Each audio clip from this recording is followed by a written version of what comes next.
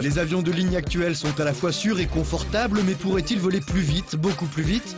Les prototypes à l'étude abondent dans ce sens. Gros plan sur l'avion du futur.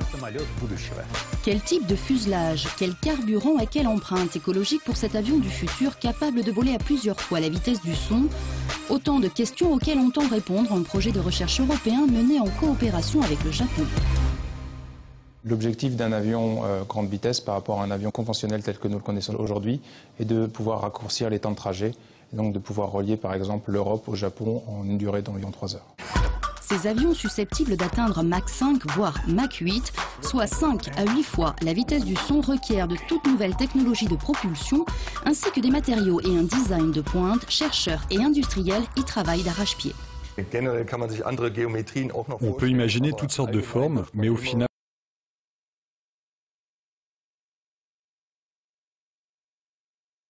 on aura toujours besoin d'angles prononcés et d'un design très aérodynamique. Sinon,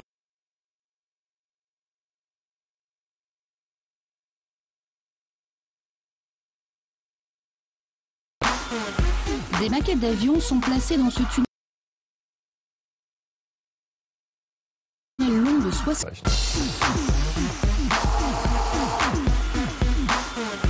Des maquettes d'avions sont placées dans ce tunnel long de 60 mètres afin d'évaluer leur résistance à la pression de l'air dans les conditions d'un vol hypersonique.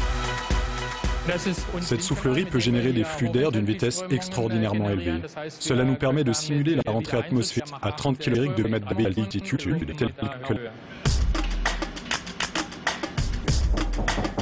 Les instruments de mesure ultra sophistiqués sont fin prêts à recueillir l'ensemble des données aérodynamiques en une fraction de seconde. Les tests peuvent débuter. Comment les passagers se sentiront-ils dans un avion hypersonique?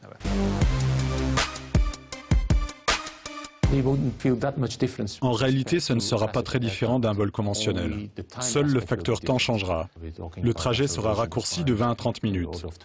Le vol restera toujours aussi agréable et les passagers pourront profiter de l'accélération et du passage du mur de son et au-delà.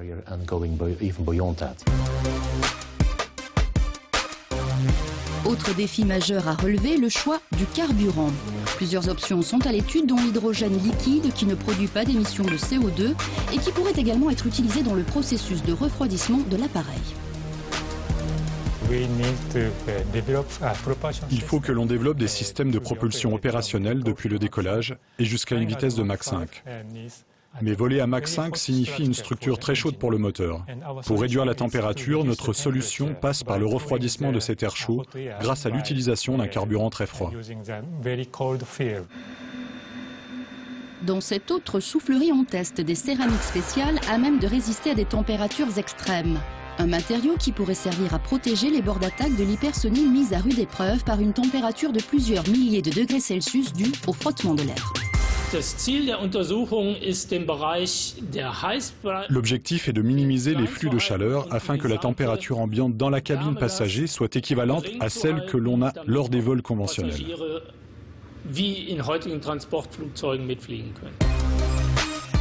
Alors, et sans même parler du prix, quand pourra-t-on acheter un billet pour un vol hypersonique? L'horizon de temps que l'on se donne pour aboutir à un produit éventuel serait de 2040 ou 2050, avec une forte dépendance à l'évolution technologique.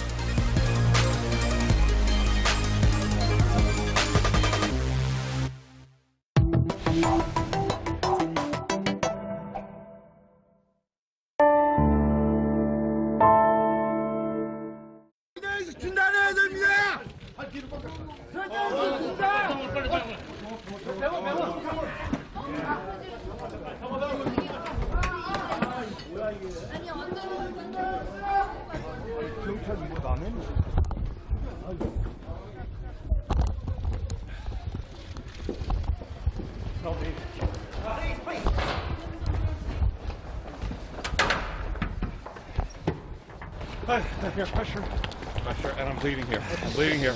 Okay. I'm bleeding here. Can you call the hospital? Get ambulance? I need an ambulance fast. Get me to the hospital. Okay.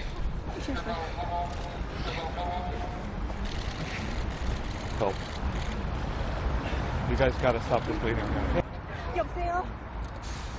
여보세요? Yep, yep, we're okay. We're okay.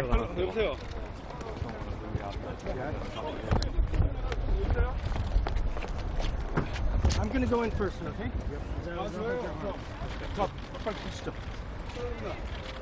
Okay, got it.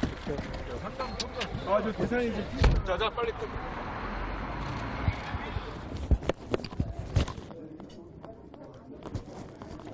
미국 놈 새끼들한테 칼질을 쓰는 거야. 왜 전쟁훈련을 합니까? 이 땅에서 전쟁훈련을 만납니다. 전쟁훈련을 만납니다.